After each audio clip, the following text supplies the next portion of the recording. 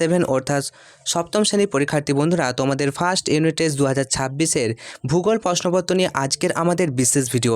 এই প্রশ্নপত্রটি তোমাদের পরীক্ষার জন্য অত্যন্ত গুরুত্বপূর্ণ। এখান থেকে যে প্রশ্নগুলি আলোচনা করব প্রত্যেকটি প্রশ্ন তোমাদের জন্য গুরুত্বপূর্ণ, আর এই প্রত্যেকটি প্রশ্ন তোমাদের পরীক্ষায় আসতে চলেছে।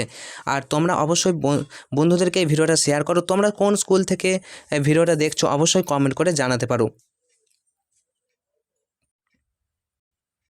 ক্লাস 7-এ ভূগোল প্রশ্নপত্রের পাশাপাশি আমরা বাংলা এছাড়াও ইতিহাস, ভূগোল, জীবনবিজ্ঞান, ভৌতবিজ্ঞান, অঙ্ক, ইংরেজি সবেরই প্রশ্নপত্র কিন্তু আপলোড করব। তাই তোমরা যারা 7-এ পরীক্ষায় ভালো রেজাল্ট করতে চাইছো, ফার্স্ট সামেটিভ ভালো রেজাল্ট করতে চাইছো, চ্যানেলে নতুন হলে চ্যানেলটি সাবস্ক্রাইব করে পাশে থাকা নোটিফিকেশান অল সিলেক্ট করে রাখতে পারো। আজকের প্রথম প্রশ্ন দেখো, সঠিক উত্তরটি নির্বাচন করো। তোমাদের এরকম 6টা প্রশ্ন থাকছে। দেখো, প্রথম হচ্ছে পৃথিবীর কক্ষপথটি কীরূপ? দেখো, বৃত্তাকার, উপবৃত্তাকার, চৌকাকার, গোলাকার, 4টা অপশান কিন্তু রয়েছে। তো পৃথিবীর কক্ষপথটি মনে রাখবে উপবৃত্তাকার। 2 নম্বর প্রশ্ন, পৃথিবী ও সূর্যের মধ্যকার সর্বনিম্ন দূরত্বকে কী বলে? দেখো, সূর্য এবং পৃথিবীর মধ্যে যখন সর্বনিম্ন দূরত্ব তখন তাকে অনুসুর অবস্থান বলে। সর্বনিম্ন, অনু মানে হচ্ছে ছোট। দেখো, সর্বনিম্ন দূরত্ব অর্থাৎ পৃথিবী এবং সূর্যের মধ্যে 14,70,00,000 কিলোমিটার দূরত্ব থাকে, সেটা হচ্ছে অনুসুর অবস্থান। আর অপসুর হচ্ছে 15,20,00,000 কিলোমিটার। তো মনে রাখবে, যখন হচ্ছে পৃথিবী এবং সূর্যের মধ্যে সর্বনিম্ন দূরত্ব সেটা হচ্ছে অনুসুর অবস্থান। অনুসুর অবস্থান হচ্ছে 3রা জানুয়ারি, আর অপসুর অবস্থান হচ্ছে 4ঠা জুলাই। ঠিক আছে, তোমাদের এক্সট্রা ইনফরমেশন দিয়ে রাখলাম, এটা কিন্তু খুবই গুরুত্বপূর্ণ। এই অপসুর আর অনুসুর কিন্তু আসতে পারে পরীক্ষাতে, মনে রাখবে। চলে আসবো আমরা বিষুবরেখার অপর নাম কি? দেখো, বিষুবরেখার অপর নাম হচ্ছে নিরক্ষরেখা। এই বিষুবরেখার মান কত তোমরা জানলে অবশ্যই কমেন্ট করে জানাও। মনে রাখো তাহলে, বিষুবরেখার অপর নাম হচ্ছে নিরক্ষরেখা। চলে আসছি নেক্সট 4 নম্বর প্রশ্ন, দক্ষিণ মেরুর মান কত? দেখো, দক্ষিণ মেরুর মান হচ্ছে 90 ডিগ্রি দক্ষিণ। তাহলে উত্তর মেরুর মান কত? 90 ডিগ্রি উত্তর। দক্ষিণ মেরুর মান হচ্ছে 90 ডিগ্রি দক্ষিণ, মনে রাখবে। পরের প্রশ্ন দেখো, খুবই গুরুত্বপূর্ণ, বায়ুর চাপ মাপার যন্ত্রের নাম কি? তোমরা অনেকেই জানো এই কোশ্চেনটা। তো উত্তরটা হচ্ছে বায়ুর চাপ মাপার যন্ত্রের নাম হচ্ছে ব্যারোমিটার। ওকে, নেক্সট কোশ্চেন, পৃথিবীর বৃহত্তম মহাদেশটির নাম কি? দেখো, পৃথিবীর সবথেকে বড় মহাদেশ হচ্ছে এশিয়া মহাদেশ। আর এই এশিয়া মহাদেশ কিন্তু ভারতে অবস্থিত, আমরাও কিন্তু এই মহাদেশেই বাস করি। তো পৃথিবীর সবথেকে বড় মহাদেশ হচ্ছে এশিয়া মহাদেশ, মনে রাখবে। এবার দেখো, সত্য মিথ্যা তোমাদের পরীক্ষায় আসবে। তো 5টা সত্য মিথ্যা এখানে রয়েছে এই প্রশ্নপত্রে। দেখো, প্রথম প্রশ্ন বলছে, এশিয়ার উচ্চতম শৃঙ্গ পর্বত শৃঙ্গ নাম কি? এশিয়ার উচ্চতম শৃঙ্গ পর্বত শৃঙ্গ বলছে গডউইন অস্টিন। তো এটা তো ভুল। এশিয়ার উচ্চতম শৃঙ্গ পর্বত শৃঙ্গ হচ্ছে মাউন্ট এভারেস্ট। তাহলে এটা ভুল আছে, গডউইন অস্টিন হবে না, মাউন্ট এভারেস্ট হবে। ভারতের হলে গডউইন অস্টিন হতো। আচ্ছা, নেক্সট, ককেশাস পর্বতের সর্বোচ্চ শৃঙ্গ হচ্ছে এলবুর্জ। একদম ঠিক, ককেশাস পর্বতের সর্বোচ্চ শৃঙ্গের নাম হচ্ছে এলবুর্জ, এটা সত্য। নেক্সট, সবথেকে বড় অক্ষরেখার নাম হলো মূল মধ্যরেখা। এটা কিন্তু ভুল, কারণ সবথেকে বড় অক্ষরেখার নাম হচ্ছে বিষুবরেখা। নেক্সট আমরা চলে আসবো 4 নম্বর প্রশ্ন, অক্ষরেখাগুলি পরস্পর সমান্তরাল কিন্তু সমান নয়। এটা কি সত্য? একেবারেই সত্য। মনে রাখবে, অক্ষরেখাগুলি পরস্পর সমান্তরাল কিন্তু সমান হয় না। নেক্সট 5 নম্বর প্রশ্ন, সমুদ্র সমতলে বায়ুর চাপ হচ্ছে 86 সেন্টিমিটার পারস্তম্ভের চাপের সমান। এটা একেবারেই ভুল, কারণ সঠিক মান হচ্ছে 76 সেন্টিমিটার পারস্তম্ভের চাপের সমান হচ্ছে সমুদ্রের সমতলে বায়ুর চাপ। তাই এটা একেবারেই মিথ্যা। এবার দেখো, স্তম্ভ মেলাও, ক স্তম্ভর সাথে খ স্তম্ভ। প্রথমে দেখো, বায়ুচাপ কি? বায়ুচাপ হচ্ছে কুমেরু প্রভা, মেরুপ্রভা চীন, হোয়াংহো সূর্য লম্বভাবে কিরণ দেয়, নিরক্ষীয় অঞ্চল মিলিবার। তো এরকম তোমাদের দেখো অপশান, ক অপশান এবং খ অপশান রয়েছে। তো এরপর আমাদেরকে কি করতে হবে? এটাকে সাজাতে হবে। দেখো, বায়ুর চাপ মাপার যন্ত্রের নাম ব্যারোমিটার জানি, কিন্তু বায়ুর চাপ কী হয়? মিলিবার এককে পরিমাপ করা হয়। তাহলে বায়ুচাপ হবে মিলিবার। তো আমি তোমাদেরকে সঠিক উত্তরটা দেখিয়ে দিচ্ছি। দেখো, বায়ুচাপ হবে মিলিবার, মেরুপ্রভা হবে কুমেরুপ্রভা, হোয়াংহো চীনে অবস্থিত, চীনের শহর একটি হোয়াংহো। নিরক্ষীয় অঞ্চলে কেমনভাবে কিরণ দেয়? সূর্য কিন্তু লম্বভাবে কিরণ দেয়। এরপর দেখো, এক কথায় উত্তর দাও, পৃথিবীর ছাদ কাকে বলে? তো পৃথিবীর ছাদ হচ্ছে পামির মালভূমিকে পৃথিবীর ছাদ বলা হয়, এটা মনে রাখবে। তৈগা কথার অর্থ কী? দেখো, তৈগা কথার অর্থ হচ্ছে শঙ্কুযুক্ত অরণ্য, এটাকে তৈগা বলা হয়। তৈগা কথার অর্থ কী? তৈগা কথার অর্থ হচ্ছে শঙ্কুযুক্ত অরণ্য। পরের কোশ্চেন দেখো, ব্যারোমিটারে বায়ুর চাপ নির্ণয় করতে কী ব্যবহার করা হয়? দেখো, ব্যারোমিটারে বায়ুর চাপ নির্ণয় করতে কিন্তু পারদ ব্যবহার করা হয়, এটা মনে রাখবে।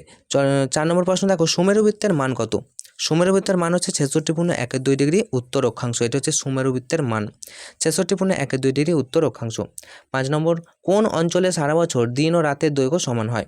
দেখবে মনে রাখবে নিরক্ষীয় অঞ্চলে সারা বছর কিন্তু দিন আর রাতের দৈর্ঘ্য সমান হয়, এটি মনে রাখতে হবে। নিরক্ষীয় অঞ্চল এখানে কিন্তু দেখো সূর্য লম্বভাবে কিরণ দেয়, তো এখানে সারা বছর দিন ও রাতের দৈর্ঘ্যটা সমান হয় একেবারে।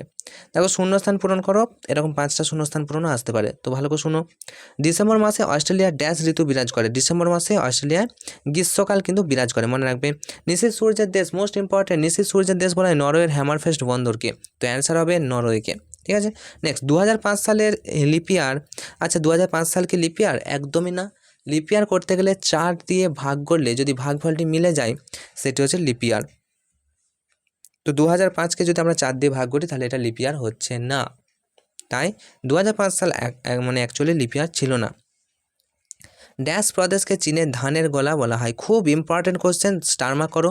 হুনান প্রদেশকে চীনের ধানের গোলা বলা হয়। নেক্সট, জাপানের রাজধানীর নাম কি? দেখো জাপানের রাজধানীর নাম হচ্ছে টোকিও, খুবই গুরুত্বপূর্ণ এটাও। এবার দেখো যে কোনো একটি প্রশ্নের উত্তর দাও, 2 × 1 = 2। প্রথম প্রশ্ন কি বলছে দেখো, সমচাপ রেখা কাকে বলে?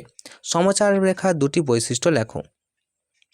দেখো বছরে কোনো নির্দিষ্ট সময়ে ভূপৃষ্ঠের যেসব স্থানে সমান বায়ুচাপ বিরাজ করে, তাহলে কি বললাম, বছরে কোনো নির্দিষ্ট সময়ে ভূপৃষ্ঠের যেসব স্থানে সমান বায়ুচাপ বিরাজ করে সমুদ্রপৃষ্ঠে বায়ুচাপে রূপান্তরিত করে, উচ্চভূমির বায়ুচাপকে সমুদ্রপৃষ্ঠে বায়ুচাপে রূপান্তরিত করে, মানচিত্রের সেই স্থানগুলিকে যে রেখার মাধ্যমে যুক্ত করা হয় তাকেই সমচাপ রেখা বা সমপ্রেষ রেখা বলা হয়। আশা করি বুঝতে পেরেছ। পরের প্রশ্ন তো এর বৈশিষ্ট্য, যেহেতু একটু বড় কোশ্চেন, অথবা দেখো সমচাপ রেখার বৈশিষ্ট্য কী আছে।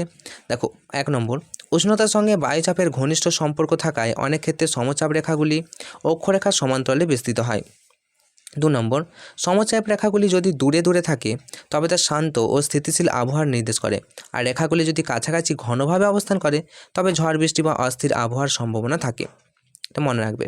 এছাড়াও দেখো সমচাপ রেখাগুলি চক্রাকারে বিন্যস্ত হলে বায়ুচাপের কোষ বা বায়ুচাপ কক্ষ বলা হয়। আর সাধারণত জানুয়ারি ও জুলাই, শীতলতম মাস হচ্ছে জানুয়ারি ও জুলাই মাসে সমচাপ রেখা মানচিত্রে অঙ্কন করা হয়। তো এটা যদি তোমরা বুঝতে না পারো আর একবার ভিডিওটা পজ করে তোমরা দেখে নাও। তো খুবই গুরুত্বপূর্ণ সমচাপ রেখা কাকে বলে, এটা দেখে নাও ভালো করে। চলে আসবো আমরা নেক্সট প্রশ্নতে। ইয়াংসি নদী অববাহিকায় অর্থনৈতিক সমৃদ্ধির কারণ লেখো। ইয়াংসি নদী অববাহিকার অর্থনৈতিক সমৃদ্ধির কারণ লেখো। দেখো ইয়াংসি অববাহিকার অর্থনৈতিক সমৃদ্ধির বেশ কিছু কারণ, খুবই গুরুত্বপূর্ণ, তোমাদেরকে আমি বলে রাখছি এরকম প্রশ্নটা তোমাদের অনেক স্কুলে কিন্তু আসতে চলেছে। ইয়াংসি নদী অববাহিকা অর্থনৈতিক সমৃদ্ধির কারণ, খুব ভালো করে পড়ো এবং ভালো করে স্টার মার্ক করো। দেখো প্রথম হচ্ছে ইয়াংসি অববাহিকার অর্থনৈতিক সমৃদ্ধির কারণ, 1 নম্বর, বিস্তীর্ণ সমতল ভূমি হওয়ায়, তাই তোমরা করবে পয়েন্ট করে দেবে বিস্তীর্ণ সমতল ভূমি, লিখবে বিস্তীর্ণ সমতল ভূমি হওয়ার কারণে বসতি স্থাপন এবং জীবন ধারণের জন্য অঞ্চলটি অত্যন্ত উপযোগী। 2 নম্বর, নবীন ও পলিমাটি সমৃদ্ধ, লিখে দিলে। নবীন ও উর্বর পলিমাটি দ্বারা গঠিত হওয়ায় এটি একটি অত্যন্ত কৃষি সমৃদ্ধ অঞ্চল, আর এই কারণেই কিন্তু কি হচ্ছে, অর্থনৈতিক দিক থেকে উন্নতি হচ্ছে। এরপর দেখো 3 নম্বর, দেখো অনুকূল ও মনোরম জলবায়ু। দেখো অনুকূল ও মনোরম জলবায়ু কৃষিকাজ ও শিল্প উন্নয়নে বিশেষ সহায়তা করে, শিল্পের উন্নয়নে আরও বেশি বেশি মজবুত সহায়তা করে। এবার 4 নম্বর, দেখো খনিজ সম্পদের প্রাচুর্য, না শিল্পের ব্যাপক বিকাশ এবং অধিক জনসংখ্যা, এই অঞ্চলে অধিক জনসংখ্যা আছে, আর এই অধিক জনসংখ্যা থাকার কারণে কী হচ্ছে, অর্থনৈতিক উন্নয়ন আরও গুরুত্বপূর্ণ ভূমিকা কিন্তু নিয়েছে।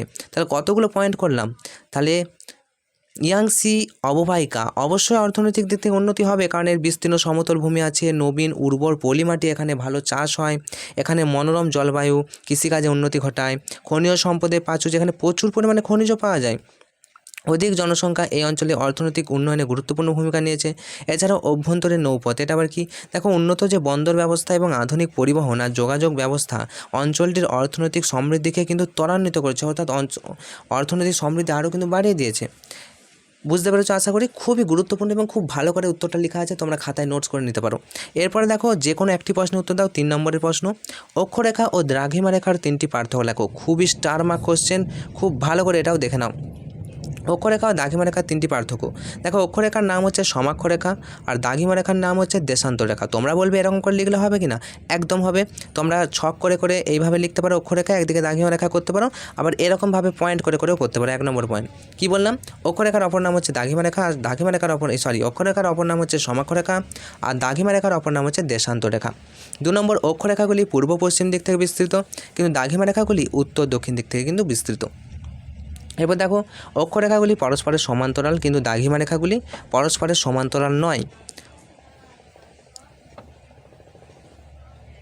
তারা দুই মেরুতে কিন্তু মিলিত হয়। 4 নম্বর দেখো অক্ষরেখাগুলি পূর্ণবৃত্তাকার, মনে রাখবে অক্ষরেখা হচ্ছে পূর্ণবৃত্তাকার, কিন্তু দ্রাঘিমা রেখাগুলি কিন্তু অর্ধবৃত্তাকার, এটি মনে রাখবে। 5 নম্বর দেখো প্রতিটি অক্ষরেখার মান 0 ডিগ্রি থেকে 90 ডিগ্রি উত্তর ও 90 ডিগ্রি দক্ষিণ পর্যন্তই বিস্তৃত, মোট 180 ডিগ্রি। আর দ্রাঘিমা রেখার মান হচ্ছে 0 ডিগ্রি থেকে 180 ডিগ্রি পূর্ব আর 180 ডিগ্রি পশ্চিম পর্যন্ত, অর্থাৎ মোট 360 ডিগ্রি। ঠিক আছে, তোমরা একটু ভালো করে পয়েন্ট করে মুখস্থ করো না। 6 নম্বর পয়েন্ট দেখো না, 1 ডিগ্রি অন্তর মোট 179টি অক্ষরেখা রয়েছে, আর 1 ডিগ্রি অন্তর মোট 360টি দ্রাঘিমা রেখা রয়েছে। এরপর দেখো পরের প্রশ্ন, এশিয়ার ভূমধ্যসাগরীয় জলবায়ুর অবস্থান, বৈশিষ্ট্য ও স্বাভাবিক উদ্ভিদের পরিচয় দাও। এশিয়ার ভূমধ্যসাগরীয় জলবায়ুর অবস্থান, বৈশিষ্ট্য এবং স্বাভাবিক উদ্ভিদ, এটাও কিন্তু খুবই গুরুত্বপূর্ণ। এখানে তোমাদের দেখবে বইটাতে পাঠ্যপুস্তকে অনেকগুলো জলবায়ুর বৈশিষ্ট্য আছে, নিরক্ষীয় জলবায়ু। তো এশিয়ার ভূমধ্যসাগরীয় যে জলবায়ু, ভূমধ্যসাগরীয় জলবায়ু, তো এর অবস্থান, বৈশিষ্ট্য এবং স্বাভাবিক উদ্ভিদের পরিচয়। শুনো, প্রথমে হচ্ছে অবস্থান, পয়েন্ট করবে যে এশিয়া মহাদেশে সাধারণত 30 থেকে 40 ডিগ্রি উত্তর অক্ষাংশের মধ্যে মহাদেশের পশ্চিম অংশে ভূমধ্যসাগরীয় জলবায়ু দেখা যায়, মনে রাখবে 30 থেকে 40 ডিগ্রি। প্রধানত পশ্চিম এশিয়া, তুরস্ক, সিরিয়া, লেবানন ও ইসরায়েল প্রভৃতি দেশে এই জলবায়ুর প্রভাব কিন্তু লক্ষ্য করা যায়।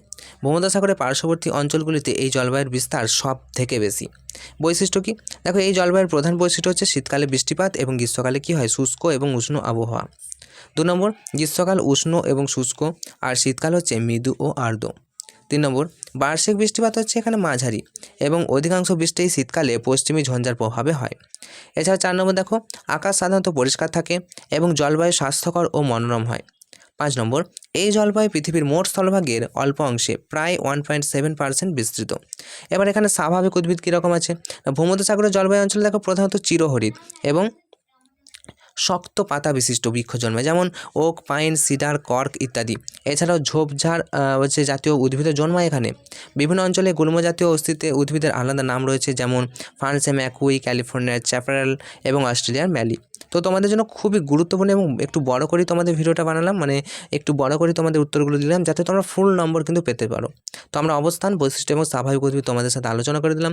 আশা করি তোমাদের ভিডিওটা অত্যন্ত ভালো লেগেছে, কারণ ভালো লাগারই কথা। প্রত্যেকটা প্রশ্ন কিন্তু ছিল অত্যন্ত গুরুত্বপূর্ণ। তোমরা পরীক্ষার আগে অবশ্যই প্র্যাকটিস করো, আর চ্যানেল নতুন হলে চ্যানেলটি অবশ্যই সাবস্ক্রাইব করো। আর আমাদের যে চ্যানেল এনজয় এক্সাম, তোমাদের পরীক্ষাও হবে এবার, এনজয় করে এক্সামটাকে এনজয় করো। আর এনজয় করার জন্য আমাদের চ্যানেলটিকে সাবস্ক্রাইব করো। আমাকে তোমরা ফ্রেন্ড হিসেবে বানিয়ে নিতে পারো। তোমাদের সাথে ছিলাম আমি সুরজিৎ কর্মকার, তোমাদের সুরজিৎ স্যার। তো অবশ্যই বন্ধুদেরকে ভিডিওটা একটু শেয়ার করে দাও। পরবর্তীতে আমরা ভূগোল প্রশ্নপত্র ছাড়াও বাংলা প্রশ্নপত্র ইতিমধ্যে এনেছি, ইংরেজি, ইতিহাস, জীবনবিজ্ঞান, ভৌতবিজ্ঞান, অঙ্ক প্রত্যেকটি প্রশ্নপত্র আনার চেষ্টা করছি। এর জন্য তোমাদেরকে আমাদের চ্যানেলটি সাবস্ক্রাইব করে পাশে থাকা নোটিফিকেশান অল সিলেক্ট করে রাখতে হবে।